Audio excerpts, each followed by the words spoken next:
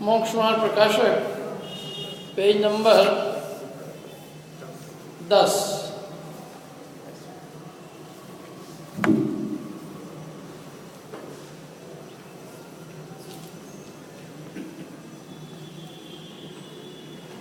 Last paragraph. प्रश्न क्या चल रहा है कि इस ग्रंथ की प्रामाणिकता कैसे। ये ग्रंथ प्रमाण है। प्रमाण का मतलब ये ध्यान रखना, प्रमाण का अर्थ होता है सम्यक ज्ञान, सत्यार्थ, सच्चे को प्रमाण कहते हैं।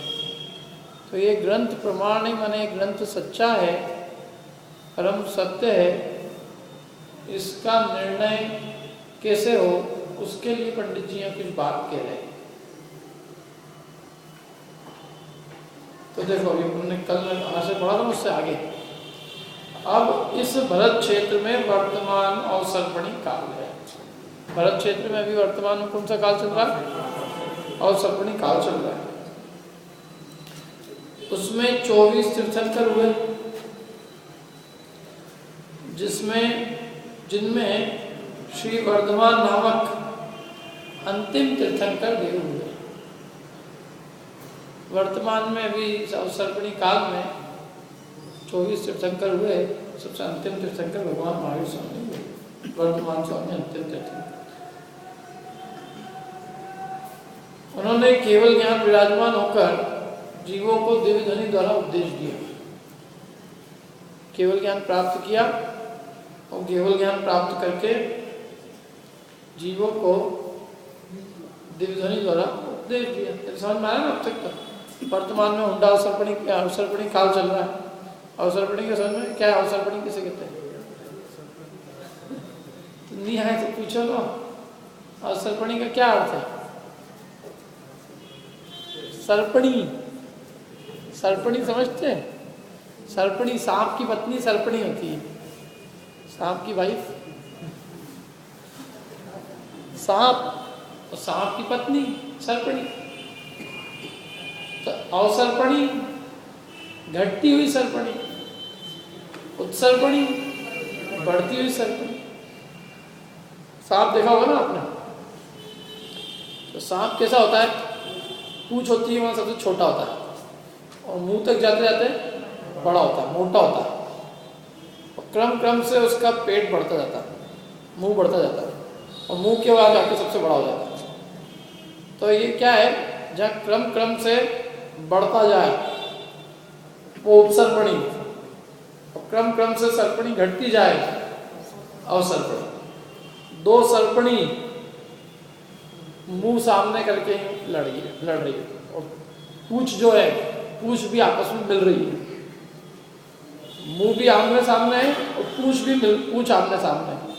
और एक गोल घेरा बनाया। समझ में? कैसा घेरा? पूंछ टच हो रही है, मुंह टच हो रहा है, ऐसे दोनों का गोल घेरा हो गया। ये जो है एक उत्सर्पणी है, एक अवसर्पणी। कैसे अवसर्पणी उत्सर्पणी है? एक में बढ़ रहा है, वहां तक गए, एक में क्या होगा? घट।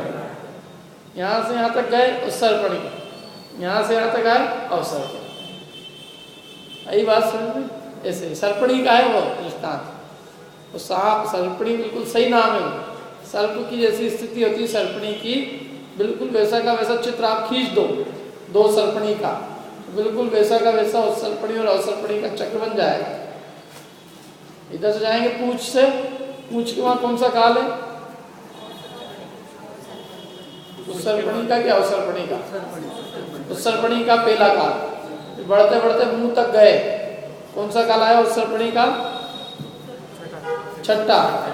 फिर उसके बाद में अवसर्पणी का पहला, और फिर पूंछ तक वापिस आ जाएंगे तो अवसर्पणी का छठा आया। समझ में? उत्सर्पणी का छठा और अवसर्पणी का पहला एक ही रहेगा, और अवसर्पणी का छठा और उत्सर्पणी का पहला एक ही रहेगा। हमारी बात समझ में? ऐसे तो वो सर्पणी का उदाहरण है, इसलिए ध्यान रखना। कभी भी सर्पणी आए, जैसे बोले कोई उत्सर्पणी अवसर्पणी, तो फटाफट सर्पणी देख सोच लेना। सर्पिणी सांप की पत्नी सर्पिणी, नहीं तो ऐसा लगेगा नाम बहुत कठिन है, क्योंकि उसमें कुछ नहीं है।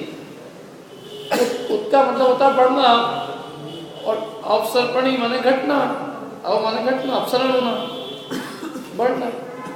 सर्पणी बढ़े उत्सर्पणी है, सर्पणी घटे अवसर्पणी। क्या क्या बढ़ता है घटता है उसमें?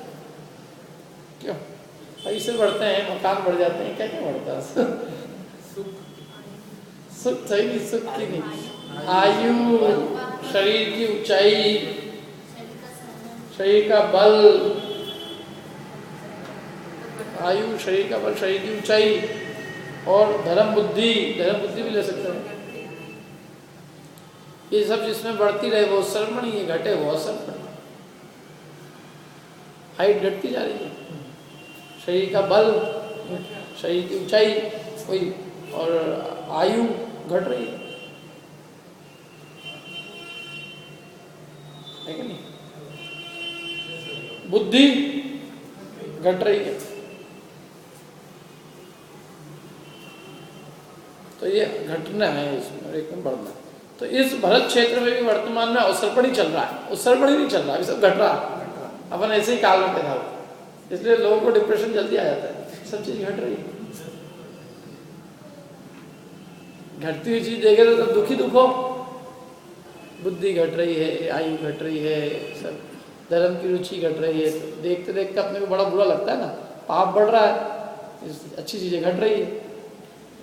तो अवसर्पणी काल चल रहा है, ऐसे ही है काल की ऐसी व्यवस्था। उस सर्पणी में आते तो सब चीजें अच्छी अच्छी देखने को मिलती, रोज नित्य नए अच्छी चीजें हमें वो मिलती। क्या अपन हुए इस काल में ना, इस काल में सब चीजें घटती है, अच्छी चीजें घटती। तो इस वर्तमान में यहाँ भरत क्षेत्र में अवसर्पणी काल चल रहा है, और प्रत्येक उत्सर्पणी और अवसर्पणी में 24 तीर्थंकर होते हैं। अभी वर्तमान में भी हुए, इस अवसर्पणी काल में 24 तीर्थंकर हो गए। अंतिम तीर्थंकर भगवान वर्धमान स्वामी हुए। उन्होंने केवल ज्ञान से विराजमान होकर जीवों को दिव्य ध्वनि द्वारा उपदेश दिया। उसको सुनने का निमित्त पाकर गौतम नामक गंधर्व ने अगम्य अर्थों को भी, अगम्य माने जो जाने नहीं जा सके, गम्य नहीं है इजीली, जो हम आप जान ही नहीं पाते, ऐसे अगम्य, हमारे द्वारा न जाने जा सकने योग्य, ऐसे अगम्य अर्थों को भी जानकर धर्मानुरागवश, काय के वश होकर धर्म से अनुराग था इसलिए अंग प्रकीर्णकों की रचना की, अंग द्वादशांग की रचना की और 14 प्रकीर्णकों की रचना की। जो अंग से भाई है, अंग भाई के भी 14 भेद है, 14 प्रकीर्णक है। प्रकीर्णक किसको कहते हैं? प्रकीर्णक विमान, श्रेणीबद्ध विमान और इंद्रबद्ध, इंद्रक विमान, ऐसे 3 विमान आते हैं देवों के अंदर, विमान। और ऐसे ही नारकियों में बिल, इंद्रक बिल, श्रेणीबद्ध बिल और प्रकीर्णक बिल। तो इंद्रक बिल कहते हैं बिल्कुल जो सेंटर होता है, चौराहा जैसे अपना, चौराहे में जो गोल बल्ब बना था ना, चौराहे गोल, चौराहे के ऊपर जो गोल गोल एक गार्डन बन गया, समझ लो गार्डन बन जाता ना, रोटेशन करने के लिए जो बीच में होता है ना, मैंने वो बीच में गार्डन भी बनाते लोग, छोटा मोटा रोटरी बोलते हैं उसको, अच्छा वो रोटरी जो भी है, तो वो कहता है इंद्रक बिल कहलाता है। और उस चौराहे के चारों दिशाओं में एक एक रोड जाती है, उस रोडों पे लोगों के मकान बने रहते हैं, वो सब कौन से? श्रेणीबद्ध, एक श्रेणी में बद्ध है। दिशाओं में भी हो सकती है, विदिशाओं में भी हो सकती है। अपने तो 4 दिशाओं में होती है, लेकिन विदिशाओं में भी, विदिशा में दिशाओं के बीच में, तो वो सब श्रेणीबद्ध है। या जो दिशाओं में है वो सब श्रेणीबद्ध, विदिशाओं में भी श्रेणीबद्ध कहे जा सकते हैं। और कुछ ऐसे हैं जो प्रकीर्णक, प्रकीर्णक माने कहीं भी फूल की तरह, फूल ऊपर से मैंने फेंके तो फूल इधर उधर सब जगह फैल गए। ऐसे जो विमान इधर उधर कहीं भी फैले हुए अथवा बिल जो कहीं भी फैले हुए, ये सब कहलाते हैं प्रकीर्णक। कोई निश्चित नहीं है, कहीं भी घुस गए, क्या कोई उनका फिक्स स्थान नहीं, श्रेणीबद्ध के फिक्स है, वो दिशाओं में मिलेंगे एक बार, चारों दिशाओं में, अथवा विदिशा में, इंद्र के बीच में मिलेगा। और प्रकीर्णक दिशा विदिशाओं के भी बीच में जहाँ तहाँ फैले हुए होंगे, उन सबको कहते हैं प्रकीर्णक। पुष्प की भांति पुष्प फेंकते ना ऊपर से, उसकी कोई फिक्स नहीं है उसका। तो प्रकीर्णकों की रचना की तो अंग तो फिक्स है, 12 अंग। अब जो बच गए उनको सबको क्या कहते हैं? प्रकीर्णक। 14 प्रकीर्णक होते हैं उसके। कौन बड़े अंग अंग पढ़ेंगे? प्रकीर्णक।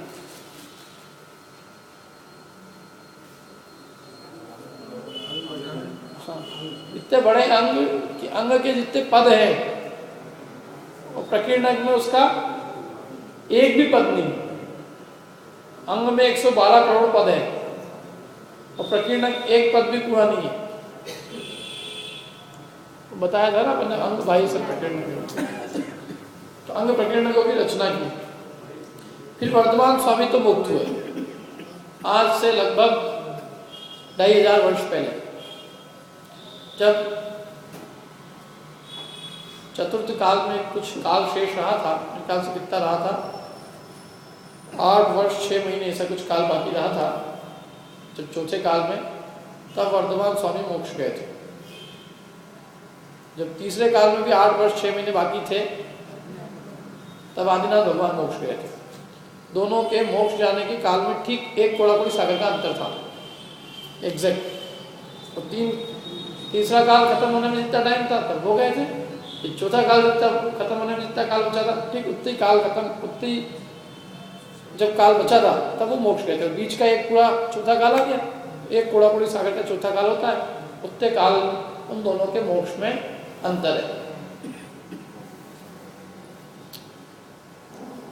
तो वर्धमान स्वामी अंतिम तीर्थंकर हुए।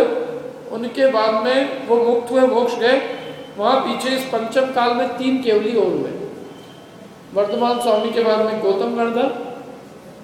जिस दिन भगवान महावीर स्वामी को मोक्ष हुआ उसी दिन गौतम गणधर को केवल ज्ञान हुआ।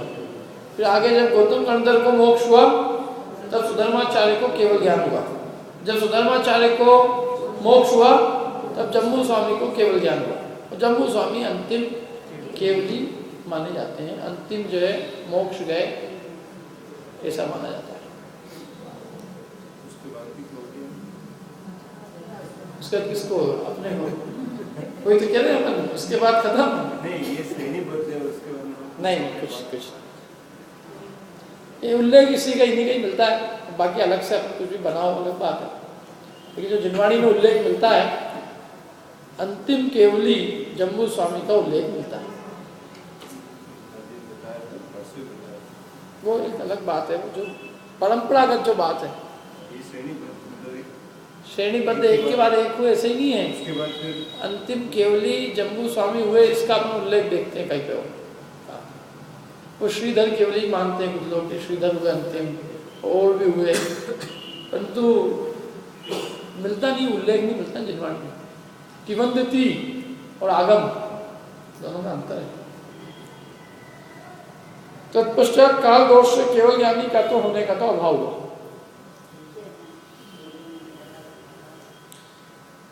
परंतु कुछ काल तक मैंने केवल ज्ञान रूपी सूर्य अस्त हो गया। जम्बू स्वामी के बाद में कोई केवल ज्ञानी नहीं रहा, केवल ज्ञान रूपी सूर्य अस्त। तो जब तक केवल ज्ञान था तब तक समस्त पदार्थों के प्रकाशक, प्रकाश करने वाले थे, बस पूरे लोकालोक को जानने वाले, बताने वाले, ये सब थे। केवल ज्ञान रूपी सूर्य इस भरत क्षेत्र में विद्यमान था। जब वे चले गए, केवल ज्ञान रूपी सूर्य अस्त हो गया, तो भी कोई बात नहीं, कुछ काल तक द्वादशांग के पाटी शुद्ध केवली रहे।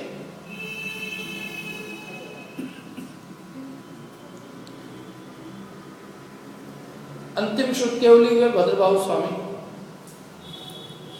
फिर उनका भी अभाव हुआ, फिर वे भी चले गए। भद्रबाहु स्वामी उस काल में हुए जब चंद्रगुप्त मौर्य हुए थे। तो उस काल तक द्वादशांग के पाठी रहे। फिर उनका भी अभाव हुआ, फिर कुछ काल तक थोड़े अंगों के पाठी रहे, द्वादशांग के नहीं रहे, एक अंग के पाठी रहे। पीछे उनका भी अभाव हुआ। तब आचार्य आदि को द्वारा, अन्य जो परवर्ती आचार्य हैं उनके द्वारा, उनके अनुसार, द्वादशांग के अनुसार बनाए गए ग्रंथ और उन्होंने जो ग्रंथ बनाया, अनुसारी ग्रंथ, उन ग्रंथों के अनुसार बनाए गए ग्रंथ, उनकी ही प्रवृत्ति रही, वो चलते रहे, दिया से दिया चलता रहा। उनमें भी काल दोष द्वारा कितने ग्रंथों की विच्छित्ति हुई। अब इतना 2500 साल हुए तो जो बहुत अनेक आचार्यों ने ग्रंथ बनाए, लेकिन आज अपन ये तो नहीं कह सकते ना सभी मिल गए अपने को। अनेक ग्रंथ विच्छित्ति हो गई काल दोष तथा महान ग्रंथों का अभ्यास आदि न होने से विच्छित्ति हुई। एक कारण काल दोष है। काल दोष का मतलब है कि भाई इस काल में अनेक ऐसे ऐसे दुष्ट भी हुए जिन्होंने जिनवाणी को नष्ट करने की कोशिश की, संस्कृति को, जैन संस्कृति को नष्ट करने की पूरी भरपूर कोशिश की, मंदिर तोड़े, मूर्तियाँ तोड़ी, ग्रंथों को आग लगाई, सब किया। तो इसलिए अनेक ग्रंथ जो थे वो नष्ट हो गए। कुछ इसलिए भी नष्ट हो गए क्योंकि हमने अभ्यास ही नहीं किया। हम अभ्यास नहीं करेंगे तो वो चीज़ तो आउट हो ही जाएगी। काल दोष मतलब दुष्ट लोग हुए, दुष्ट लोग होते हुए कि नहीं इस समय में, औरंगजेब हुए, ये हुए, वो काल दोष का काल करने थे नहीं, काल में ग्रंथ विच्छिन्न करो चलो। काल दोष का मतलब है कि इस पंचम काल में दुष्ट लोगों की प्रवृत्ति हुई, अनेक लोगों की, तो वो उन लोगों की प्रवृत्ति के कारण ऐसे ऐसे काम हुए। ये कोई अपन इसको ये कह सकते कि ऐसे टाइम पे ऐसे दुष्ट लोग पैदा हुए, तो दुष्ट लोग का पैदा होना काल के दोष के दिया मैंने, और किस पे दिया आरोप, किस पे मंडे? वास्तव में तो लोग ही गलती है जो नष्ट हुए। कहते हैं कि वो कहते हैं, अपने को कोई उसका प्रमाण नहीं है आगम में ना कहीं पे, क्या कि सेना के खाने के लिए, ईंधन के लिए, मैंने सेना के भोजन के लिए ईंधन के रूप में शास्त्रों का उपयोग किया, जलाया। औरंगजेब ने जैन शास्त्रों को जलाया अपने सैनिकों के खाने के ईंधन के लिए। अब वो कितनी सच बात है पता नहीं, तो क्या है, कहने को तो बहुत सारी बातें होती है, उसकी सत्यता कितनी है इतिहास ही बता सकता है। लेकिन फिर भी कुछ चीज़ें तो अपन सामने देखते हैं। मूर्ति टूटी हुई आज भी देखने को मिलती है, क्या अनेक मूर्तियां आज भी खंडित अवस्था में दिखती है। आहार जी के पास में एक तालाब है, उस तालाब के अंदर कभी कभी खुदाई के अंदर से अनेक खंडित मूर्तियां निकलती हैं, जो बेचारे लोगों ने खंडित होने के बाद उस तालाब के अंदर पधरा दी। सामने चीज अवशेष तो सामने के सामने उपस्थित है।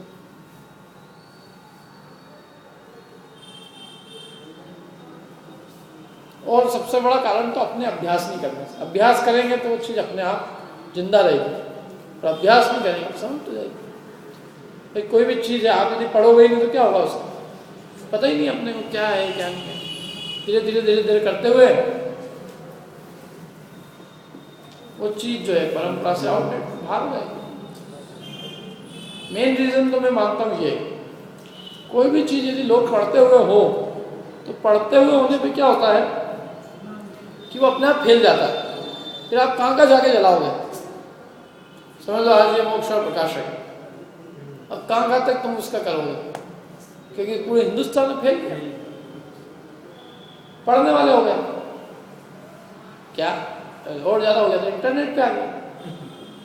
और भी यही नहीं, मतलब ऐसे एक ये तो अपना भी चल रहा है, तो है छड़ाला है, तत्वार्थ सूत्र है, रत्न शावकाचार्य है, अब वो नष्ट होना मुश्किल है ना। क्यों? क्योंकि अब उसका इतना प्रचार प्रसार हो चुका है। हाँ, यदि कई ग्रंथ आज भी ऐसे हैं जो हम लोग जानते ही नहीं, पढ़ते ही नहीं हैं, तो वो नष्ट हो सकते हैं। अलमारी में रखे रखे दीमक खा जाएगी, और एक आध दो प्रतियाँ होगी उनकी, जहाँ भी वो प्रति वाले देंगे नहीं, वहाँ पढ़े उनको पता भी नहीं होगा कि ग्रंथ मैंने पढ़ा है, और एक दिन वो खत्म हो जाएगा। और ऐसे भी कई ग्रंथ हैं जो आज लोगों की लापरवाही के कारण भी नष्ट हो रहे हैं, अभी भी हो रहे हैं, क्योंकि हस्तलिखित जितने भी शास्त्र है उसकी भी कोई व्यवस्थित सुरक्षा नहीं है। जो जिस मंदिर का होता है वो उस मंदिर के बाहर जाएगी, ये हमारी पूंजी है, हमारी धरोहर है, तो तुम्हारी दीमक खा रही हो तो खा रही, जो करना होगा हम करेंगे इसका। चक्कर में बहुत फंसे हुए अपने जैन समाज। तो इसलिए हुई है, बहुत सारी चीज़ें नष्ट भी हुई है। क्या जो संपादन जो लोग करते हैं उन्होंने कठिनाइयों को झेला है, उन्होंने कि कितना परेशानी से काम हो, कुछ देते नहीं लोग। कई ग्रंथ मूल बद्री में रखे हुए हैं, वहाँ से निकालना मुश्किल, देना वो लोग सब बहुत सारी चीज़ें। मतलब खास तो कह रहे हैं कि अपने 2 कारणों से विच्युति हुई है, अपने अभ्यास में करने से और काल दोष दुष्ट लोगों के द्वारा। तथा कितने महान ग्रंथ पाए जाते हैं, अभी भी पाए जाते हैं, उनका बुद्धि की मंदता के कारण अभ्यास होता नहीं, बुद्धि मंद है लोगों की। अब कहाँ बेचारे गृहस्थी लोग, धंधा भी करना है उनको, बच्चे भी पालने हैं, क्या पैसा भी कमाना है, थोड़ा समाज में भी नाम वाम भी कमाना है, तो ये सब काम, ये सब में उनको कहाँ फुर्सत मिलेगी वो ये ग्रंथ भी पढ़े। एक आद्योपांतिक हुआ एक ग्रंथ पढ़ ले वो, वही उनके जीवन में बहुत बड़ी उपलब्धि। तो वो ऐसे अनेक ग्रंथ पढ़े और जो है सबसे एडवांस लेवल की चीज़ पढ़े, तो वो उसके पहले की तो बुद्धि हो उनकी, उसके पहले के ग्रंथ तो पढ़े। जैसे धवल जय धवल अभी इसमें लिखा ना, देखो जैसे कि दक्षिण में गोमट स्वामी के निकट, गोमट स्वामी का मतलब क्या है, शरण बेलगोला, उसके निकट मूड बद्री नगर में, मूड बद्री पहले नगर रहा हुआ, किसी ने कहा भी एक बहुत प्राचीन काल में बहुत समृद्ध नगर था। वहाँ से लोग मतलब समुद्र यात्रा से वहाँ से विदेशों में व्यापार करने के लिए जाते थे।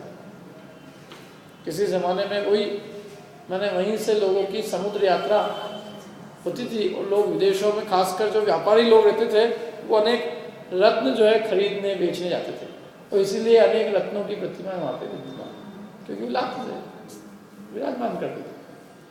बंदरगाह था वो पास में, है कि नहीं, अभी भी मैंगलोर में, ज़्यादा दूर थे नहीं वहाँ से, पास में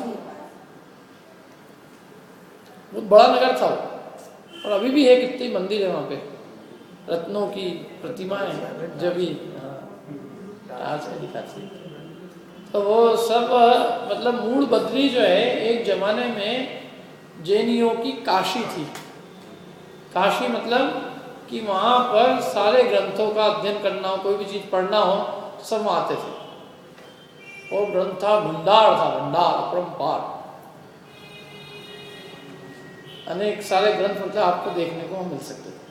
तो काशी थी एक जमाने में। अब तो वो जो स्थिति हो गई, क्या पहले भी स्वतंत्रता के पहले भी इनकी बहुत अच्छी स्थिति थी, क्योंकि वहाँ क्या होता था कि जो राजा महाराजा होते थे, वो राजा महाराजा ये पूरे के पूरे गांव दान में देते थे, गांव के गांव, राजा भी जैनी होते थे उस जमाने में, तो गांव दान में देते थे, तो बहुत गांव की प्रॉपर्टी थी उनके पास। फिर क्या हुआ 1947 में जब मतलब हिंदुस्तान आज़ाद हुआ तो सब नियम बने कि आप इतनी संपत्ति रख नहीं सकते।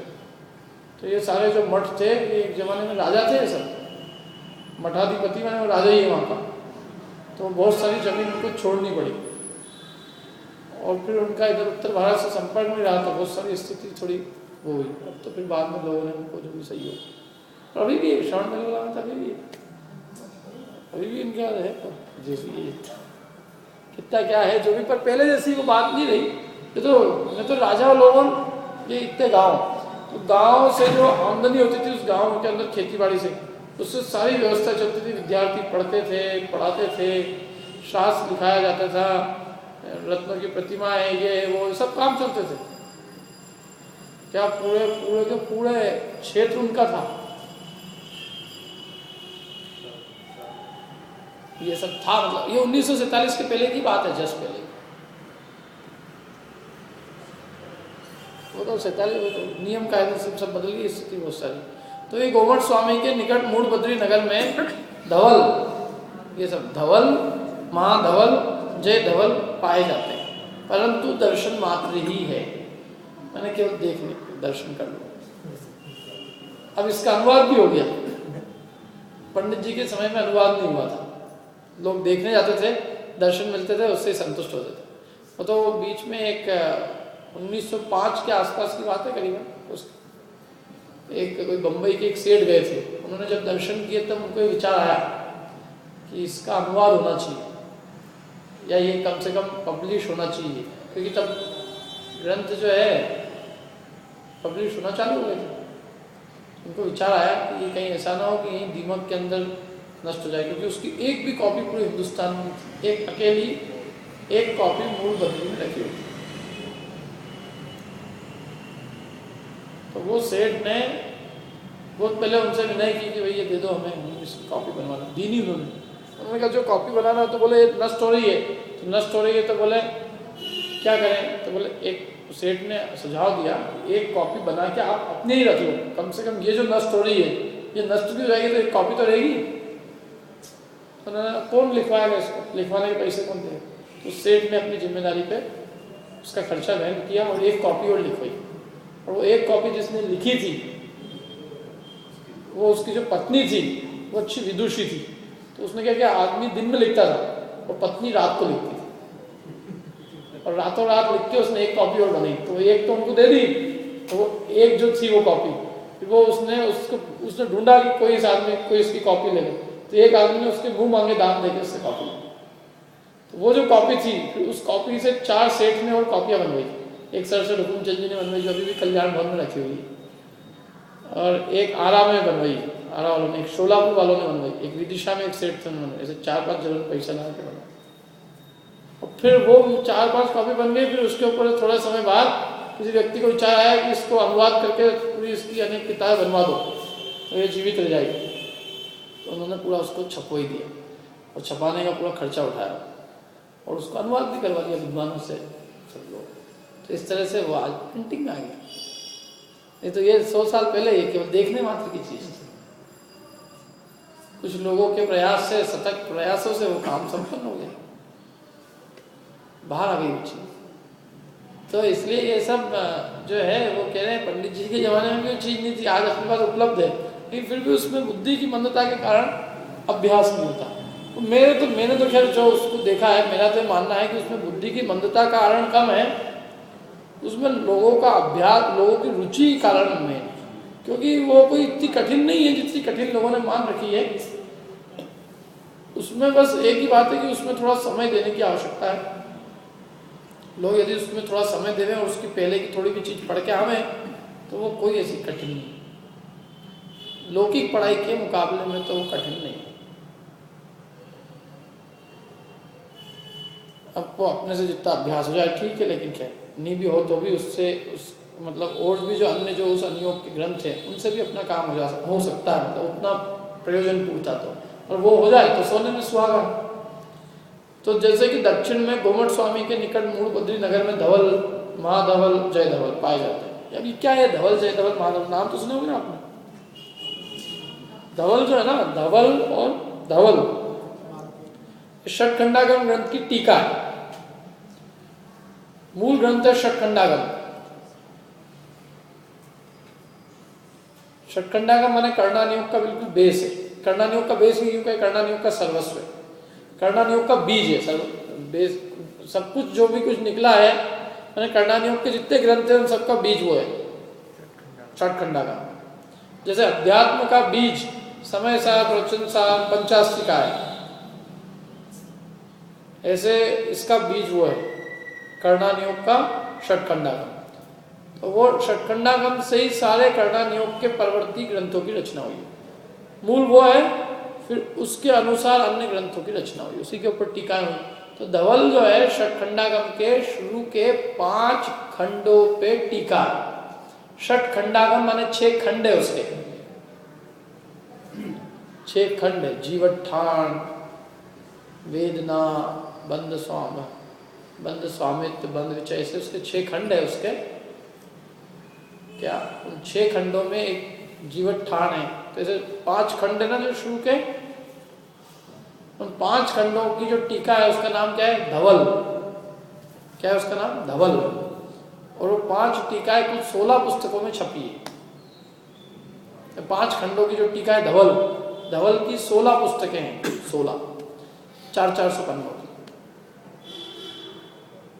कितने हो गए, 6400 पन्ने। लेकिन 6400 पन्नों में से आधे कर दो अपन, आधा ऊपर प्राकृत है, आधा नीचे हिंदी। प्राकृत तो आधा हो गया ना उससे, पढ़ने के लिए तो 3200 पन्ने ही है। रोज भी 50 पन्ने पढ़े तो हो सकता है आराम से उसको 50 तो नहीं पढ़ते नहीं बनेंगे, वो असंभव है वो 10 पन्ने पढ़ सकता है।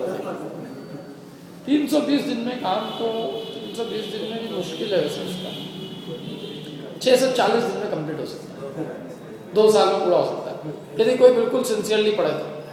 2 साल का कोर्स है और उसके पहले की प्रीलिमिनरी कोर्स के लिए समझ लो आप 6 महीने, उसका प्रीलिमिनरी में थोड़ा टाइम लगेगा क्योंकि उसके लिए पहले घूमट सार जीव कांड का अध्ययन होना, जैन सिद्धांत प्रवेशिका का वो थोड़ा अध्ययन होना जरूर, नहीं तो वो तो कुछ समझ नहीं होगा। तो ये धवल तो ये है। जय धवल क्या है? जय धवल टीका नहीं है, जय धवल छठा खंडी है। मैंने षटखंडागम के छठे खंड का नाम ही क्या है? जय धवल महाधवल। षटखंडागम के छठे खंड का नाम है महाधवल। महाबंद है उसका नाम, मतलब छठे खंड का। तो महाबंद के ऊपर जो महाबंदी जो मूल में ही जो लिखा हुआ है वो महाबंदी षटखंडागम का एक खंड है। महाबंद कहो, महाधवल कहो, वो छठा खंड है, टीका वीका नहीं अलग से। और जय धवल जो है वो एक अलग ग्रंथ है, कषाय प्रावृत। उस कषाय प्रावृत के ऊपर चूर्णी सूत्र है, चूर्णी सूत्रों के ऊपर जय धवल लिखा गया है।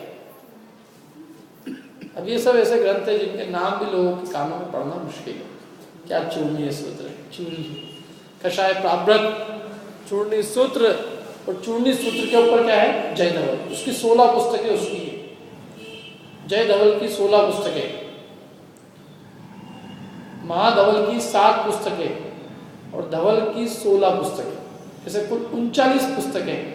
39 पुस्तक जो पढ़ रहे, समझ लो वो जैन दर्शन का जो कोर है कर्णान योग का, वो उसको समझ में आ जाए। कोई चीज़ बाकी नहीं दिखती उसको से, बल्कि जितने अन्य ग्रंथ निकले कर्णान योग के वो सब उसमें से निकले, वो सब उसकी पकड़ भी आ जाती है कि किस तरह से बनाए गए ग्रंथ। ये तो 39 पुस्तकें, जिसके पास खूब टाइम हो ना वो ये उसको अच्छा उसमें उपयोग लगाना चाहिए। उसमें उपयोग बहुत विषय मिलता है, बहुत नया नया, पूरा हर चीज़ पूरी दुनिया सामने के सामने दिखा दी है जैसे। बहुत बढ़िया विषय है, पढ़ने लायक है। और एक बार उसमें रुचि लग जाए तो अच्छा है, समझ में आने लग जाए तो मतलब उससे बढ़िया कोई आनंद की कोई वस्तु ही नहीं है संसार में, यदि उसमें रस लग जाए तो। क्योंकि उसमें नया नया विषय और थोड़ा सा उसमें बुद्धि लगानी पड़ती है, ऐसा विषय है। तो बुद्धि उसमें रम जाती है तो अपने आप वो अन्य विषयों से अपने आप छूट जाती है, छोड़ना नहीं पड़ती। जब उसमें बुद्धि रम जाती है तो सहज ही सब चीज़ों का त्याग हो जाता है अपने आप, मन नहीं लगता कहीं आदमी का, ऐसी चीज़ें हैं। तथा कितने ही ग्रंथ अपनी बुद्धि द्वारा अभ्यास करने योग्य पाए जाते हैं। चलो ये तो बहुत बुद्धि की मंदता के कारण कई लोगों के पढ़ने नहीं आते, दर्शन मात्र ही है। ये पंडित जी ने खुद ने इन ग्रंथों के लिए एक व्यक्ति को भेजा था वहाँ दक्षिण में, और वो दक्षिण में जो भेजा व्यक्ति तो उसके बीच में ही मृत्यु हो गई। इतनी दूर जाना, पहले कोई प्लेन तो चलते नहीं थे, तो वो दूर जाना बैलगाड़ी से जाना, तो उसकी बीच में आयु पूरी होगी। ऐसे एक आध बार और किसी की वजह उसकी आयु पूरी होगी, और वो खुद भी उन ग्रंथों को नहीं प्राप्त कर सकते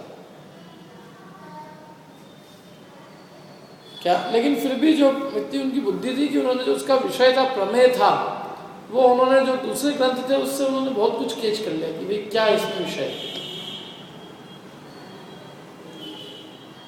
तो जितनी अपनी बुद्धि द्वारा अभ्यास करने योग्य कुछ कितने ग्रंथ पाए जाते हैं, उनमें भी कुछ ग्रंथों का ही अभ्यास बनता है।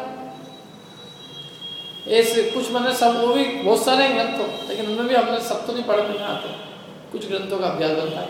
ऐसे इस निकृष्ट काल में, मैंने इस निकृष्ट काल में क्योंकि केवल ज्ञानी नहीं रहे, द्वादशांग के पाठी नहीं रहे, एक अंग के पाठी नहीं रहे, जिन आचार्यों ने ग्रंथ बनाए वो नहीं रहे, तो ऐसे इस निकृष्ट काल में उत्कृष्ट जैन मत का घटना तो हुआ, घटा तो सही, परंतु इस परंपरा द्वारा अब भी जैन शास्त्रों में सत्य अर्थ का प्रकाशन करने वाले पदों का सद्भाव प्रवर्तमान है।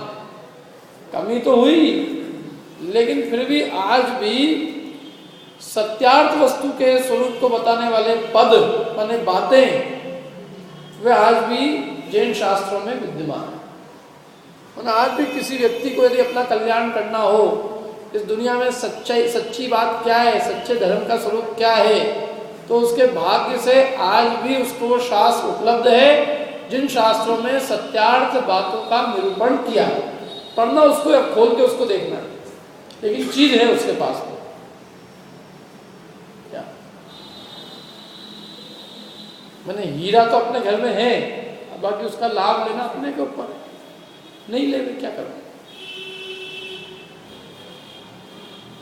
अब अपनी बात कहते हैं, पंडित जी अपनी बात कहते हैं तो ठीक है, इसलिए उन्होंने पहले तो जैन शास्त्रों की सत्यार्थता को सिद्ध की। जैन शास्त्रों में आज भी सत्यार्थ वस्तु स्वरूप का प्रकाश करने वाले पद प्रवर्तमान, क्योंकि उनको ये कहना है ना कि ये ग्रंथ हमारा प्रमाण है, तो ग्रंथ प्रमाण है तो जैन शास्त्र प्रमाण है। पहले तो ये सिद्ध किया कि आज भी जैन, भले ही कुछ जैन ग्रंथ की विच्युति हुई हो, लेकिन इतना होने पर भी कुछ घटा हो, लेकिन घटने पर भी ऐसा नहीं हुआ कि वो सत्यार्थ के प्रकाशन करने वाले पद ही गायब हो जाए। आज भी वो विद्यमान, अनेक ग्रंथ विद्यमान है। आज कुछ चले भी गए हो तो क्या है, अरे जितने हैं उतने ही लोग नहीं पढ़ रहे, और भी होते तो कितना उद्धार होता, वो तो बात की बात है, लेकिन जो है वही क्या कर रहे। अरे साहब इस काल के अंदर ये नहीं हो सकता, वो नहीं हो सकता, जो हो सकता वही कर लो। केवल ज्ञान नहीं हो सकता, बाकी क्या नहीं हो सकता।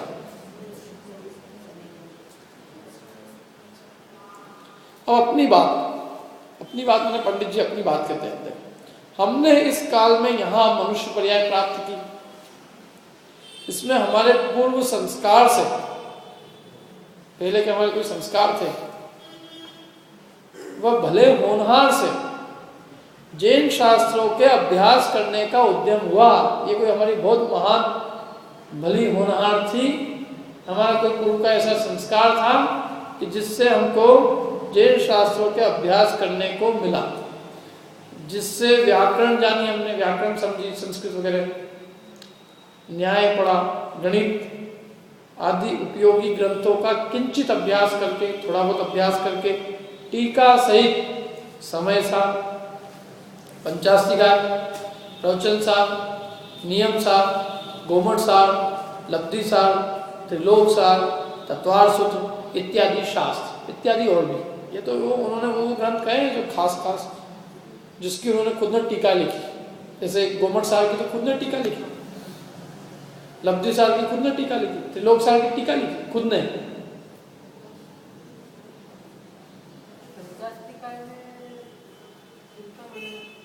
पांच अस्थिकाय का 6 द्रव्य पंचास्तिकाय होते हैं ना, 6 द्रव्य में काल द्रव्य को घटा दो, 5 अस्थिकाय पंचास्तिकाय का। वृहद द्रव्य संग्रह में 6 द्रव्यों का वर्णन, पंचास्तिकाय है, 5 अस्थिकाय का। जैसे फिर भी उन दोनों की विषय वस्तु बहुत मिलती जुलती है, क्योंकि 6 द्रव्य का वर्णन, उसमें काल का भी वर्णन पंचास्तिकाय के अंदर है ही ना। वृहद द्रव्य संग्रह थोड़ा सरल है, वो प्रचलित भी, पंचास्तिकाय इतना प्रचलित नहीं, बाकी प्राचीन पंचास्तिकाय।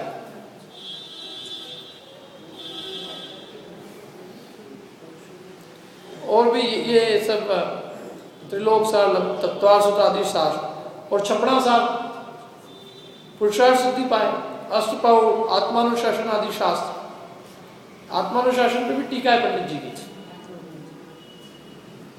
पुरुषार्थ सिद्धि पाए पे, छपड़ा सार पे, अष्टपाउड पे नहीं है उनके, अष्टपाउड पे उनकी जय चंदी चावला जी, और श्रावक मुनि के आचार के प्ररूपक अनेक शास्त्र और सुष्टु कथा सहित कथा पुराण आदि शास्त्र इत्यादि अनेक शास्त्र है। उसमें हमारी बुद्धि अनुसार अभ्यास प्रवर्तता, हमारी बुद्धि जितनी है,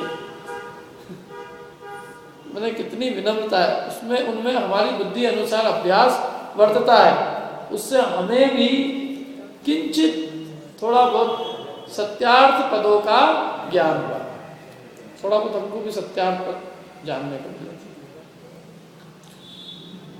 अब देखो आगे, पुनश्च इस निकृष्ट समय में हम जैसे मंद बुद्धियों से भी हीन बुद्धि के धनी बहुत जन दिखाई देते हैं। हम जैसे, हम भी मंदबुद्धि है, हम अपने आप को कोई वो नहीं कह रहे, लेकिन हमसे भी और हीन बुद्धि के धारक अनेक जीव दिखाई देते हैं। ये प्रश्न उसमें भी किया है समय ज्ञान चंद्रिका की पीठिका में, तुम ये ग्रंथ क्यों बनाते हो? क्या तो उन्होंने कहा भाई जैसे कोई क्लास के अंदर कोई अच्छा पढ़ने वाला बालक होता है तो वो अपने साथियों को जैसे तैसे जो उसको समझ में आता है वो समझाता ही है। तो ऐसे ही हमें भी दो बात समझ में आई है तो हम अपने से जो कम बुद्धि वाले हैं हम उनको समझाएं ही ना, क्यों ना समझाएं।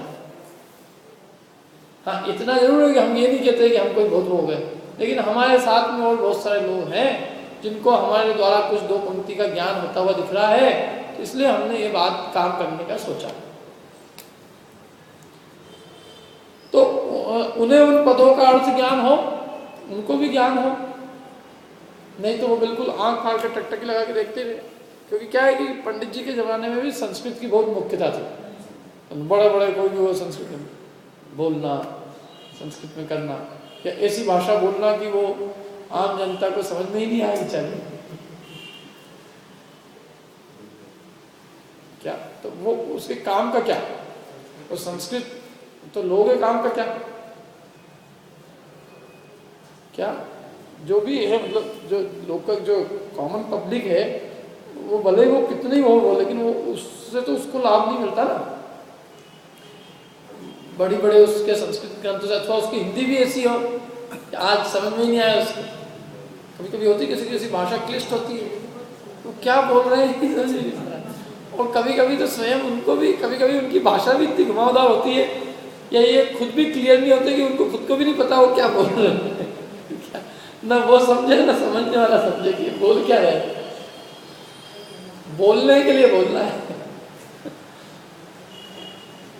नेता होते हैं ना, नेता आधे घंटे तक बोलते हैं, उनसे पूछो कि तुम क्या बोलना क्या चाहते हो, तो मेरे को खड़ा कर दिया तो बोलना ही पड़ेगा ना कुछ, हमें देखना है, हम देखेंगे क्या देखते नहीं। सार नहीं निस्सार बिल्कुल उसमें। तो वो कहते हैं कि इसलिए उन्हें भी उन पदों का अर्थ ज्ञान हो, माने हमसे भी जो अन्य हीन बुद्धि वाले हैं, इस हेतु धर्मानुराग वश और कोई प्रयोजन नहीं है। धर्म का हमें प्रेम है और ये धर्म की परंपरा चलती रहे, इसलिए धर्म के अनुराग वश देश भाषा में ग्रंथ रचने की हमें इच्छा हुई है। क्या में रच रहे हैं हम? देश भाषा, माने देश भाषा माने इस देश में जो चल रही है हम उस भाषा में रच रहे हैं। अपन तो हिंदी में पढ़ रहे हैं, एक्चुअल में मूल में ढूंढारी में, वो ढूंढारी यदि पढ़ेंगे समझ में नहीं आएगी आपको लिखने को, लेकिन ओरिजिनल पढ़ना हो तो ढूंढारी ओरिजिनल, वो देश भाषा थी। माने वो राजस्थान में जयपुर में उस समय ढूंढारी भाषा बोली जाती थी। उसका ढूंढारी नाम इसलिए था क्योंकि वो ढूंढार देश कहलाता था पहले, तो उसकी भाषा कहलाती थी ढूंढारी। और वो ढूंढारी आज की हिंदी के बहुत करीब है, लेकिन फिर भी जो मूल है तो मूल तो ओरिजिनल तो वो थोड़ा बहुत तो उसमें अंतर है ही ना। तो उन्होंने जो है वहाँ की जो लोकल भाषा थी वो चुनी, ये लोकल भाषा चुनता हूँ। और देखो आप कि वो लोकल भाषा भी कितनी, उस समय की वो जो लोकल भाषा उन्होंने चुनी वो भी कितनी प्रचलित है आज। वो हिंदी के रूप में हो गई थोड़ी सी, मतलब उसी को अपन ने थोड़ा बहुत प्यूरिफाई करके उसको हिंदी बना दिया। प्यूरिफाई मतलब उसी का अनुवाद भी किया ना हिंदी में, तो हिंदी अनुवाद करना कोई बहुत कठिन काम नहीं, बिल्कुल हिंदी के क्लोज है और हिंदी जानने वाला आज बहुत है। तो उन्होंने जिस भाषा में लिखा था वो भाषा से फिर भी उनका मैसेज बहुत अच्छे से पहुंच गया। मिठास तो है पर वो समझ में आना चाहिए जिसको आया उसको। हाँ, अब आप लोगों की बात अलग है। क्या अभी तो हिंदी लोगों को समझ में नहीं आती साहब, आप ढूंढारी की बात कर रहे हो। तो इस हेतु धर्मानुराग वश देश भाषा में ग्रंथ रचने की हमें इच्छा हुई। इस देश भाषा में वर्तमान में जो इस ढूंढार देश में चल रहे हैं इसमें इस भाषा में ग्रंथ रचने की हमें इच्छा हुई है, इसलिए हम ये ग्रंथ बना रहे हैं। इसमें भी अर्थ सहित उन्हीं पदों का प्रकाशन होता है। किन्हीं पदों का? वो सत्यार्थ पदों का प्रकाशन करेंगे हम इसमें, जो उन्हीं पदों का माने जो बड़े बड़े संस्कृत प्राकृत में जो पद हैं उन्हीं पदों का प्रकाशन इस ग्रंथ में होता है। इतना तो विशेष है कि जिस प्रकार प्राकृत संस्कृत भाषा में प्राकृत संस्कृत शास्त्रों में प्राकृत संस्कृत पद लिखे जाते हैं, उसी प्रकार यहाँ अप्रभंश सहित, अप्रभंश माने अशुद्ध, कोई ग्रामर के रूल नहीं बता रहे हैं यहाँ पे, कोई ग्रामर की रूल मत देखना आप इसे। अप्रभंश माने उसको कहते हैं कि जो देश में बोली जाती है,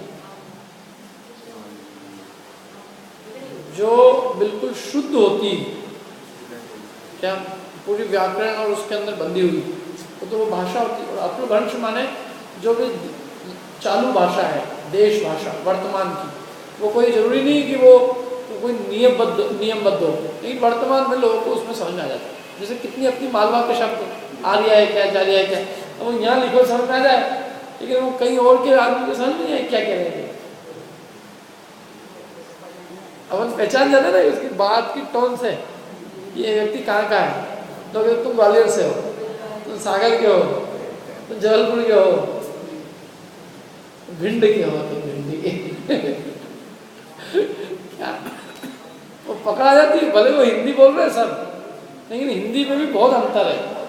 वो सब अप्रभंश भाषा है, और एक जो शुद्ध हिंदी भाषा एकदम शास्त्र की भाषा बोले तो वो क्या है, हिंदी भाषा, देवजोई भाषा। हम जो है अप्रभंश भाषा में उसी प्रकार यहाँ अप्रभंश सहित अथवा यथार्थता सहित देश भाषा रूप पद लिखते हैं, परंतु अर्थ में व्यभिचार कुछ नहीं। भाषा हम भले कुछ भी लिखे, मैंने यहाँ जो चल रही है वर्तमान में इस देश में, उस ढूंढारी भाषा में लिखेंगे, लेकिन अर्थ में कोई व्यभिचार नहीं है। मतलब अर्थ में कोई भी हम गलती नहीं करेंगे, उसका जो भाव होगा, अर्थ होगा, वो वही होगा जो संस्कृत प्राकृत में होगा। अर्थ में गलती नहीं होगी। इस प्रकार इस ग्रंथ पर्यंत उन सत्यार्थ पदों की परंपरा प्रवर्ती है। मैंने यहाँ इस ग्रंथ तक उन सत्यार्थ पदों की परंपरा है, और इसलिए इसमें जो पदों का प्रकाशन होगा, जिन बातों को हम कहेंगे, वो सब सत्यार्थ ही होगी। और कैसे सत्यार्थ है, क्योंकि तीर्थंकर केवली से लेके यहाँ तक ही आई है। अब देखो आगे, असत्य पद रचना प्रतिषेध।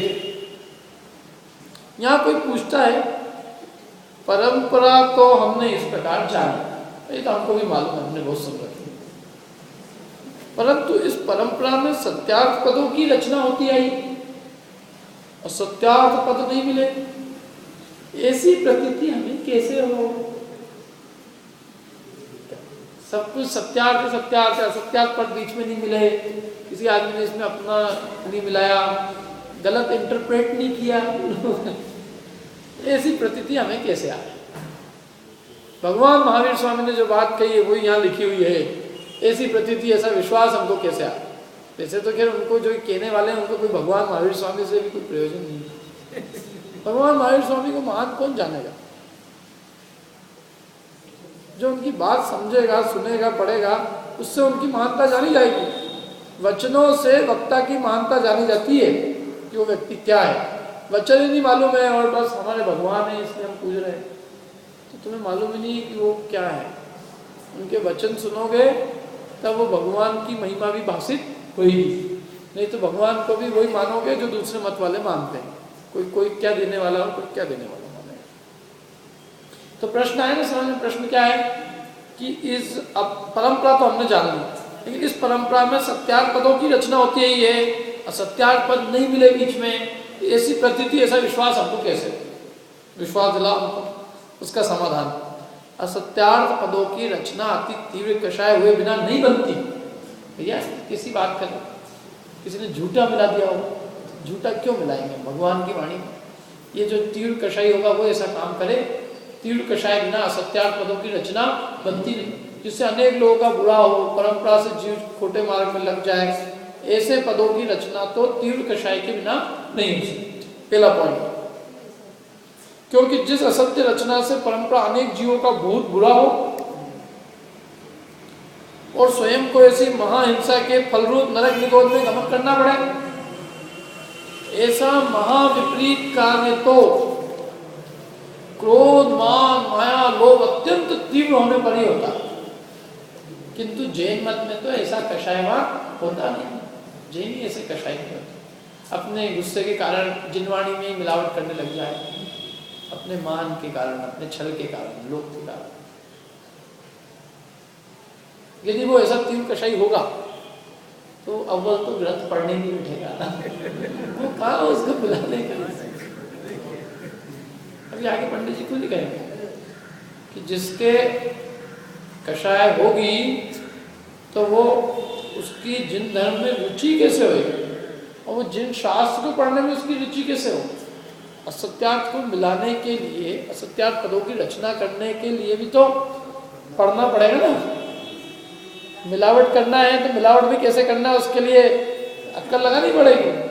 और इतनी अक्ल वो लगा लेगा, इतना पढ़ने लग जाएगा तो उसकी कषाय नहीं रहेगी। और क्यों करे वो? यदि वो जिन शास्त्रों को पढ़ना चालू करेगा तो उसकी कषाय हुई नहीं। प्रथम तो देखो, फिर भी उन्होंने उसका उत्तर दिया। प्रथम तो मूल उपदेश दाता तो तीर्थंकर केवली, सो तो सर्वथा मोह के नाश से, सर्व कषायों से रही थी। उनका वक्तापना तो प्रमाणित है। क्यों प्रमाणित है उनका वक्तापना? मैंने उन्होंने जो बात कही है वो सच्ची और अच्छी। किससे प्रमाणित है ये? वीतरागता से और सर्वज्ञता से। कषाय उनमें है नहीं, इसलिए वे क्यों असत्यार्थ बात कहेंगे। अज्ञान है नहीं, इसलिए ज्ञान के कारण से भी उनके द्वारा कोई असत्य बात नहीं कही जा सकती। इसलिए मूल वक्ता जो है, उनके द्वारा जो कुछ उपदेश दिया गया है वो हमारे लिए हितकारी और सच्चे ही है। फिर जो अन्य ग्रंथ करता हुए धनुधर देव तथा आचार्य, वे भी मोह के मंद उदय से, तीन कषाय चौकड़ी का अभाव, एक कषाय उसका भी अत्यंत मंद उदय, उसके मंद उदय से सर्व बाह्य अभ्यंतर परिग्रह को त्याग कर महामंद कषाय हुए। महामंद कषाय क्या?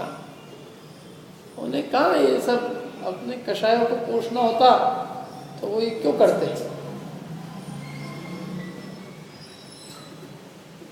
सर्व बाह्य अभ्यंतर परिग्रह को त्याग कर महामंद कषाय हुए। और उसमें से मोक्ष भी गए। गंधर स्वामी तो मोक्ष ही गए, गौतम गंधर मोक्ष गए, सुधर्माचार्य मोक्ष चले गए, जम्बू स्वामी मोक्ष चले। उसके बाद भी जो हुए द्वादशांग के पार्टी बड़े बड़े आचार्य निकट मोक्ष जाने वाले, तो वो तो महामंद उनका उदय, मोह का अति मंद उदय। उनके द्वारा भी असत्यार्थ पदों की रचना कैसे हो? और मुनिराज ही बन गए वो। कोई कषाई हो तो समझ में इंद्र ने सब कुछ बाह्य अभ्यंतर परिग्रह का त्याग कर दिया।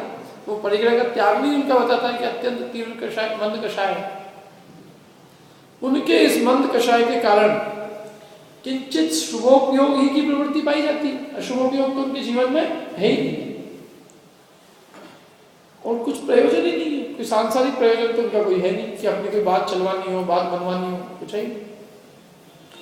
तथा श्रद्धानी ग्रंथ गृहस्थ भी कोई ग्रंथ बनाते हैं। श्रद्धानी माने जैन धर्म में श्रद्धानी है, तत्व श्रद्धानी तो सम्यक श्रद्धानी, तो वे भी कोई ग्रंथ बनाते हैं तो वे भी तीव्र कषाय नहीं होते। ग्रंथ बनाने का काम वो कौन करे? अरे दुनिया में बहुत काम करने को बचे हैं क्या? देखो दिया उन्होंने आगे। यदि उनके तीव्र कषाय हो तो सर्व कषायों का जिस प्रकार से नाश करने वाला जो जिन धर्म, उसमें रुचि कैसे होती? ये सर्व कषायों का नाश करने वाला है जिन धर्म, तो जिसकी जिन धर्म में रुचि है उसको कषाय में रुचि नहीं हो सकती, और कषाय में जिसको रुचि है उसको जिन धर्म में रुचि नहीं होती। दोनों अपोजिट है। जिसको इसी मजा आता हो क्या, गुस्सा करना, छल कपट करना, लालच करना, मान पोषना, ये सब कामों में जिनको मजा आता है उनको ये चीज में क्या मजा आता है क्या? जिनको इन चीजों के शौक भी लग जाते हैं ना कभी, तो वो बहुत इस चीज से बहुत दूर हो जाते हैं। मेरे को एक जन ने कही थी एक बार, मंच, माइक और माला, ये तीन मध्य मास मधु से ही बड़े हैं। मतलब ये आदत लग जाए ना जिसकी, तो उसका ये मनुष्य भाव तो पूरा गया पानी में। तीन मकार है, मध्य मास मधु से भी बड़े। माइक मिल जाए तो छोड़ो ही नहीं वो, सब लोग बेचारे हो गया। माला और मंच पे बैठने को आदतें लग जाती है, तो रोज वो कहीं ना कहीं इधर उधर घूमते रहते हैं, आज वहाँ जाना है, आज वहाँ जाना है, वहाँ जाना है। उसमें करना क्या है, कहीं 5,000 का लिफाफा दे दो, कहीं 11,000 का, जो करना हो मंच पे बैठने को मिल जाए, एक आध फोटो आ जाए, हो गया काम। परंतु जो मूल जिन धर्म है उससे तो बहुत दूर हो गए ना भैया। तेरे को समय नहीं मिल पाएगा और इसी में मजा आएगा। तेरे को जिनवानी भी सुनने के लिए बुलाना पड़ेगा, तो एक मुख्य अतिथि बना के बुलाना पड़ेगा क्योंकि बिना अतिथि के वो कैसे आए। अध्यक्ष पद बनाओ, दो उसको, मुख्य अतिथि बनाओ, कुछ करो, ऊपर बिठाओ, 4-5 माले वाला वो लोगों को इकट्ठा करो, फिर वो माला पहनाए उसको, और जब तक ये कोई सुनाने के लिए जाए तब तक तो उसका टाइम ही नहीं चले ही जाओ, तो उसको कहाँ है समय इन बातों का। क्या इसलिए कहते हैं कि ये काम कैसे हो, कोई ग्रंथ करेगा, क्योंकि वो बिना मंद कषाय के हो ही सकता है। क्योंकि यदि और बहुत काम है, जो पहले कह रहा था ना, इसके अलावा बहुत काम है। क्या कषाय के पोषण करना हो तो दुनिया बहुत अच्छा पैसा भी कमा सकता आदमी, और पैसा कमा के वो नाम वाली के काम भी कर सकते बहुत सारे। माने इसमें है क्या संसार में मान कषाय के अनंतों कार्य है। एक ये जिन धर्म का ही ऐसा कार्य है कि इसमें पद पद पे कषायों के नाश की बात है, और कोई बात ही नहीं। इसलिए कोई इससे क्या कषाय का पोषण करे। इसलिए उन्होंने कहा कि जो गृहस्थ श्रद्धालु ने भी जो ग्रंथ रचा है, तो तीव्र कषाय होती तो वो ग्रंथ रचने के काम में ही नहीं लगता। वो बहुत सारे ऐसे काम होते वो करता रहता है। क्या ये काम क्यों करता? अथवा तो जो कोई मोह के मंद उदय से, मोह के उदय से अन्य कार्यों द्वारा कषाय का पोषण करता हो तो करो, परंतु जिन आज्ञा भंग करके अपनी कषाय का पोषण करे तो कहते जैनी पना ही नहीं रहता। समझ लो उसके मोह का उदय भी हो तो वो अन्य कार्यों द्वारा अपनी कषाय का पोषण करे तो करो, लेकिन वो ऐसा नहीं होगा कि वो जिन आज्ञा को भंग करके अपनी कषाय पोषण करे। यदि इतना गिर जाएगा तो वो जैनी नहीं रहेगा। समझ लो किसी के मोह का उदय भी हो तो क्या हो सकता है वो अन्य कार्य करे जिससे अपनी कषायों का पोषण करे, लेकिन वो जैनी ऐसा नहीं होगा कि वो जिनेंद्र भगवान की आज्ञा को भंग करके उसके विपरीत उपदेश देकर, विपरीत प्रवर्तन कराकर और अपनी कषाय का पोषण करे। यदि वो ऐसा करेगा तो वो जैनी नहीं रहेगा, जैनी पना उसका नष्ट हो जाता है। इस प्रकार जिन धर्म में ऐसा तीव्र कषाय कोई नहीं होता जो असत्य पदों की रचना करके पर का और अपना पर्याय पर्याय में बुरा करे, कोई होता ही नहीं ऐसा। पंडित जी ने तो बिल्कुल मना कर दिया। अब फिर भी प्रश्न करेंगे आगे कि कोई हो तो, कोई जैन तो नहीं हो लेकिन जैनाभास हो, मतलब जैनाभास इसको पढ़ के जैन कुल में पैदा हो गया हो, जैन धर्म का कुछ उसको ज्ञान नहीं हो, विषयों की तीव्र रुचि हो और अपनी बातें मनवाने का भी आग्रह हो, ऐसा कोई जैनाभास हो, जैन तो नहीं हो, जैनाभास, अथवा कोई अन्य बताओ लंबी इसमें मिलावट कर दे, तो उसकी क्या, उसकी सुरक्षा के लिए क्या उपाय है, तो उसका वो वर्णन आगे पंडित जी करेंगे। वो अपना अगली बार करेंगे।